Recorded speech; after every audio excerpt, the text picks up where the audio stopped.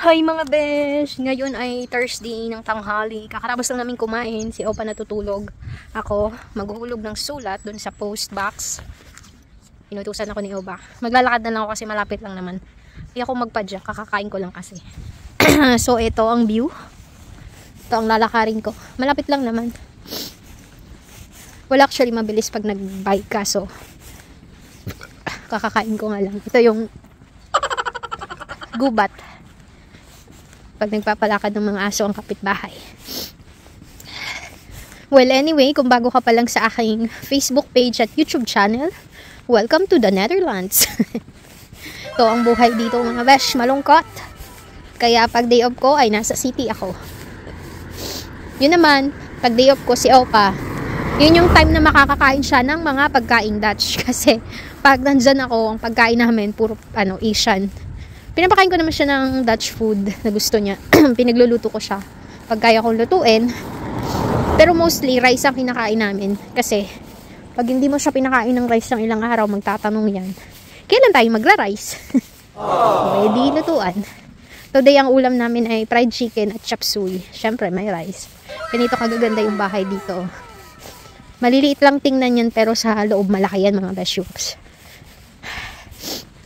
Mga 5 to 7 minutes lang yung lakad papunta dun sa lagayan ng sulat.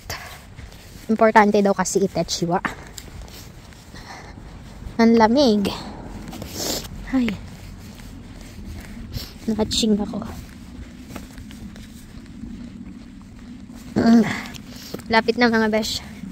Maganda dito pag summer kasi sobrang green, tahimik. Pero ngayon malamig pa, winter pa eh. Hatching ako.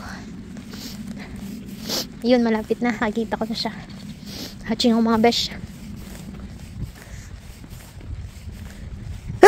Ay, Diyos ko, Mio, marimar. Lamig kasi, negative to ba naman? Ay, lamig. Ay, sus Mio, marimar. Nakikita nyo ba yung parang yan, orange na yan. Diyan ako pupunta. Diyan ako maghulog ng sulat niya pa.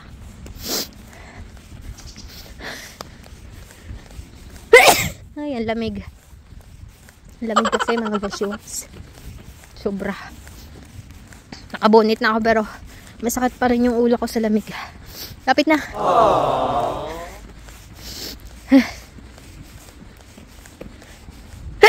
Ay, sus. Pupunta ka lang sa padalahan talaga kapag ang sulat mo ay international at saka package, ganun. Pero pag mga gantong maliliit, dyan lang okay na. Yan o.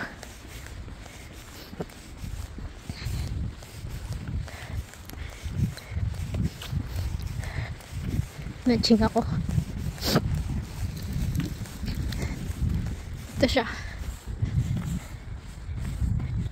5 to 7 daw. Ayan, so ito para dito kasi yung mga postcode niya, ito, iba. Uwi na mga beshyups, diba? Ang lapit lang. Papakita ko kay Opa kung saan ko nilagay. Kasi alam ko may difference yun eh. Hindi ba sa boarding ilalagay mo kung saan. I mean, may difference yung mga window, yung hulugan. Monday to Friday, 9 to 5 PM. Yung collection ng sulat sa mamayang mga 5 may mga kolekta.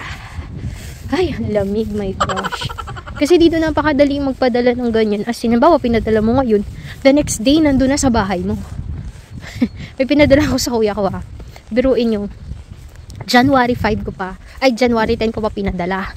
Tapos, dumating sa Pilipinas, February 5 daw. Based dun sa system ng Post-NL dito. Or ng post dito, post service. Tapos sa Pilipinas, February 5 pa dumating, until na wala pa sa bahay. Not later than February 26 daw marirelease. Ay, nakakaloka. Nakakalurky ang snail mail sa atin. Ang mali ko kasi, na ko siya, yung hindi express. Kasi pag express, 1 to 2 weeks lang. Nakakalurky, mga moms. Kaya yun. Let's wait until February 26. Oh my gosh. Kalamig ho mga beshyup. Tago ko muna ang aking kamay. Narinig nyo ba yung mga ibon? O, diba? Ganda pakinggan. Ganyan kasarap tumira dito, mga besh. Mga besh, today is Inday day off. Papunta tayo ng city at malamig pa rin ho. At magdi-deliver tayong order na kimchi. Gantay tayo ng... Grabe, kapoy na naman. Grabeng padjak ni Inday para hindi malate sa Sumiyo Mariman. Baka kasi maiwan ako ng train. Pero dumating ako ng 9:15. 9:24 pa ang train, mga besh. So, ay, tas yung bike ko, gumigewang-gewang na siya. Gawa nga ninong natumba nung nakaraan, parang nakalas yung preno. Buti na lang may bago na talaga ako. Sa Tuesday, ayun, magagawa na siya, mga besh. Nasa train na ako, mga beshiwap, at medyo marami tayong transfer for today's video. Kasi walang direct to Den Haag Central. So, magta-transfer ako sa Utrecht, then from Utrecht, going to Leiden, then from Leiden to Lanfanoy. Kasi ginagawa ang Riles papuntang Central Station ng Den Haag, mga beshiwap. So, maganda ang weather for today. Hindi naman masyadong malamig at hindi rin maaraw. So, ayan. Nasa kakahuyan na tayo.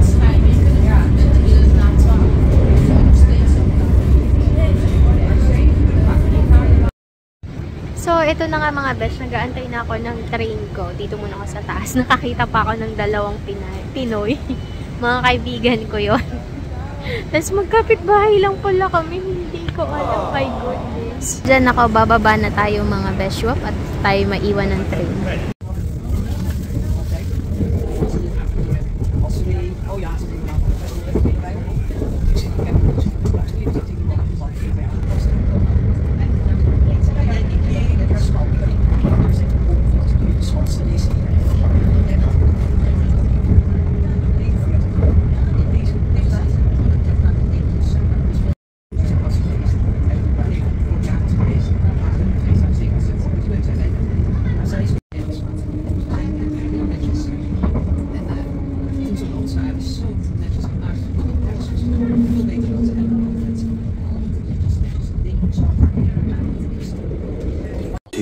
Hours later.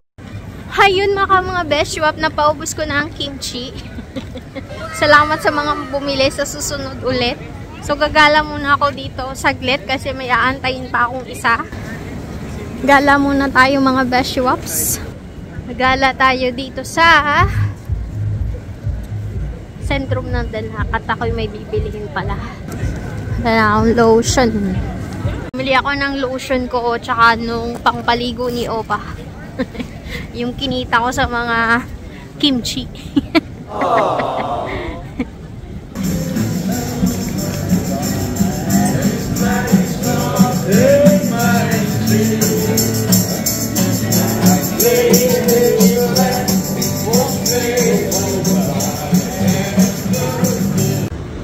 Abay, nakakapagod din ang paikot-ikot din ay. Makapunta na nga at makaupo.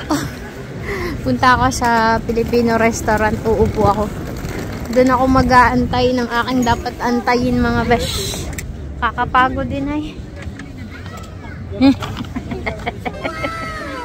Ngiting tagumpay si Inday. Diyos ko, may nabigla ako. Pero maganda naman, worth it. Para naman sa akin. The next day. Good morning, mga beshiwap! So, nandito ako ngayon sa Wassenaar. Nag-aantay ng bus. Going to Den Haag. 5 minutes before. Nandito na yung bus yan nung hingal ko, mga beshiwap. So, ang daming cows. Ayan sila. Busy sila sa pagkain ng damo. Oh, diba? Iba talaga yung lamig dito sa Den Haag kasi malapit siya sa dagat. Doble yung lamig. Now I know kung bakit lagi ako nagkakasakit dati. So ngayon, si Ining naman yung lagi may sakit. Dahil sa lamig. Sa amin kasi sa probinsya, hindi ganun kalamig. Dito ang lamig eh. Grabe hangin. Tagos hanggang buto, mga besh. Magsisimba naman ako, mga beshiwap, at magpasalamat min lang sa Panginoon sa mga blessings na nare-receive at marireceive pa, mga besh. Kasi May bumubusina. Bakit pa nga? Sakayin mo ba ako? Every other week lang ako nakakasimba mga besh. Kaya talagang pagpunta ko dito, nagsisimba ako. Kasi doon sa amin, may mga simbahan nga. Pero Dutch naman siya. So, di ko naiintindihan masyado. Di katulad pag English. Ganda yung weather mga besh. Sana mainit. Pero ang lamig. Grabe. Ganda ng mga ng langit. Ulap. 2 hours later. Bibili lang ako pasalubong kay Opa at uuwi na ako mga bes. Yan ang lamig dito. Hindi na ako sanay sa lamig dito mga bes. Pero kakain muna ako tanghalian. Gutom na ako eh. Hoy mga bes, pauwi na. Utrecht Central na ako. Isang transfer na lang at ako ay makakarating na sa paroroonan. Ang bigat na naman ng bit-bit ko mga bes. So doon ako sa dulo. Doon pa, sa 4. Hinday nyo, pagod na. Ang tagal ko po mag-aantay dito, 20 ilang minutes pa, 15 minutes. So, kape muna tayo. May libre kasi ako sa Starbucks. Starbucks baka naman. Charis. Sarap ng libre mga besh. Buti na lang may upuan dito. Dito muna ako, my gosh. Buti na lang pwede nang pumasok sa train. Kahit medyo matagal pa. 10 minutes na lang. Tanggal muna ako ng jacket ng sa to. Kape muna, ubusin ko muna to. Ayun mga besh, show up ang weekend ni Inday. And that's it for today's video mga besh. Thank you for watching. Don't forget to like, share, and follow mga besh, show up at mag-comment. Baka ikaw na ang susunod naman nalo ng pang-load ni Inday. So, bye for now mga besh, show ups. Good morning mga Beshuap. So, Tuesday ngayon at isang tambak ang aking labahan. Sa akin lang yan yung kayo pa nandun na sa labas. So, hindi ko pinagsasabay ang aming mga damit kasi siya ay iba ang ginagamit na fabric conditioner which masyadong mabango. Ayoko nang ganun kasi nangangati ako. So, magkaiba kami ng fabric conditioner ginagamit. So, nauuna siya kasi konti lang naman yung sa kanya at yung sa akin. Ang dami. So, inutusan ako ni Opa na tingnan yung gamot niya kasi wala kahapon. So, tingnan natin. Ang lamig. Wala pa rin. So, habang naglalaba ako, ay nagbe-breakfast ako. At maya-maya, ay tatawag ako kay nanay. Kasi, ito yung time na nakikipag-usap ako sa kanila. And then, pagkatapos, mga 9:30 past 9:30, mag-grocery na ako. So, pag Tuesday, yan yung routine ko. Medyo busy ng Tuesday kasi mag-grocery, naglalaba pa. So, tara mga besh, gatas tayo. Hindi na ako nagkakape pala. Mag-grocery lang ho ako. At -4, naka-shades tayo kasi, ayan, maaraw. -4 ang ano ngayon na temperature. My goodness. Hindi ko maramdaman yung kamay ko sa lamig, naninigas na. Grabe mga besh, ang lamig sobra.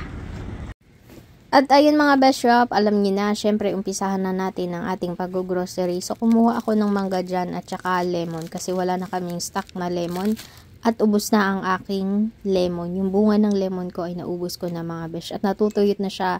Ang tagal pa mag-summer mga besh. Masyado siyang natuyot dahil sa lamig. Tapos kumuha na rin ako dyan ng apple, tsaka broccoli. Ayan. So, paborito ni Opa yung broccoli. Kahit paano nakain siya ng broccoli mga besh. Pili lang kasi yung gulay na kinakain niya. Ayaw niya ng spinach. So, kumuha din ako dyan ng champignon o ng mushroom kasi gagawa ako ng burger steak with mushroom sauce. At ayun ang ulam namin kasi ngayon ay Thursday na. Ngayon ko lang naluto mga besh. So, kumuha ko ng apple at saka ng strawberry na malalaki. Kung ano pa yung malalaki, siya ang matatamis at yung maliliit ay maasim. So, din naman ay kumuha ko ng chicken. Yung isang pack ay 2 pirasong hita ng manok. Which inapag-apat ko yan or 2 ulam na namin ni Opa. Tapos, kumuha din ako dyan chicken liver kasi paborito ni Opa. Yan yung inulam namin kagabi. Wednesday ng gabi. Which si Opa, medyo hindi okay. Medyo malungkot siya kasi may mga unfortunate events sa buhay niya na hindi niya agad-agad matanggap. Ganun talaga pagka medyo naedad na mga Beshuap. Mahirap tanggapin ang mga bagay-bagay. So, kumuha na din ako ng tinapay ko. Kasi nung nakaraan ay wala yang tinapay na yan. And then, ayan, kumuha na rin ako dito ng itlog kasi kailangan namin laging may itlog. Lagi ako nag-i-stock mga beshiwap. Kasi ang hirap na minsan ay malakas ang ulan at malakas ang hangin kailangan pumunta ng grocery para bumili ng kung ano man. At kumuha din ako dyan ng cornstarch kasi wala na kaming cornstarch mga beshiwap. Nag-a-stock ako. Basta nag-a-stock ako mga beshiwap, hindi pwedeng walang extra. So ito kumuha din ako ng favorite niya na mushroom soup. Pag medyo wala siyang ganang kumain pero kailangan niya kumain, yan lang inakain niya sa gabi at saka isang pirasong tinapay. Tapos kumuha din ako dito ng kanyang fla o yung yogurt mga beshiwab. So ayan, pagkatapos niyan ay maghahanap ako ng hipon kasi hindi na ako nabili sa city kasi pag sa city ako nabili, ang dami kong bitbitin sa buhay, mga beshiwap. At sa susunod ay mabili ako ng mga tasang yan, ayo. Ang gaganda ba yan? Nakakalimutan kong bumili ay. Kasi pag may inabili akong pang personal ko, hindi ko yun inabawa sa pera ni Opa. Talaga ako ang nagabayad. Kahit sabihin niya na siya na daw ang gabayad, ay hindi. At para sa akin yan, or kumpara naman sa Pilipinas or sa box, ay talagang pera ko inagamit. Alangan naman pati yun ay adamay mo pa sa budget ng matanda. A few moments later. Tapos na ako mag-grocery mga beshiwap, pauwi na at natatakot ako sa bike ko. Gewang-gewang siya kasi nga may natanggal na tornilyo, nakakatakot. Lord, guide me. Diyos ko po, may dala pa naman akong itlog, baka mabasag. Ay, life. Kahit man din gewang-gewang, dahan-dahan lang makakarating din, oh. Malapit naman din. Kahit mabigat yung bike ko. Kaso ho, ayan ang lamig talaga. Sus me, yung marimar. Oh, nakarating naman din. Ang lolo mo, pinakita ko resibo, inisa-isa. Tiningnan kung ano yung mga binili ko. Wala siyang magawa sa buhay. Ito, ano kayong bulaklak to? Ang ganda. Oh. Ano kayong klaseng bulaklak to? Rononkels. Ito, rose. Pink. Ay, pink. Yellow, syempre. So, ayusin ko muna ito mga beshiwaps. At, ang aking nilalabhan ay tapos na pala. Tapos na ang una at pangalawang sarang. So, ito yung ating mga bulaklak. Ito yung papalitan. Pero ilalagay ko pa yan. Sayang naman. Lagyan natin siya ng gamot to. Pangpatagal ng buhay ng bulaklak. Later. Tapos na mag-lunch mga beshiwap. Ito yung lunch ni Opa. Dala ng tagalinis namin. So, mashed potato yan with, repolyo. So, magugas na lang ako at pwede nang matulog for lunch. Nilaban ko naman isang salang pa sa dryer and then tapos na ako. Ito na yung kay Opa. Ito yung sa akin. So, pinagdadalo ko yung sa akin kasi masyadong makapal to. Hindi kasya dito. Maliit lang capacity ng washing namin. Kaya, pinagdadalawang salang ko siya mga besh. So, ayan na. Mga t-shirt na lang yun tsaka pang loob. Mga besh, dumating na yung taga-ayos ng bike ko. Ayan. So, dadali natin tong isa doon. Yung bago na doon sa loob. Para siyang shop sa loob.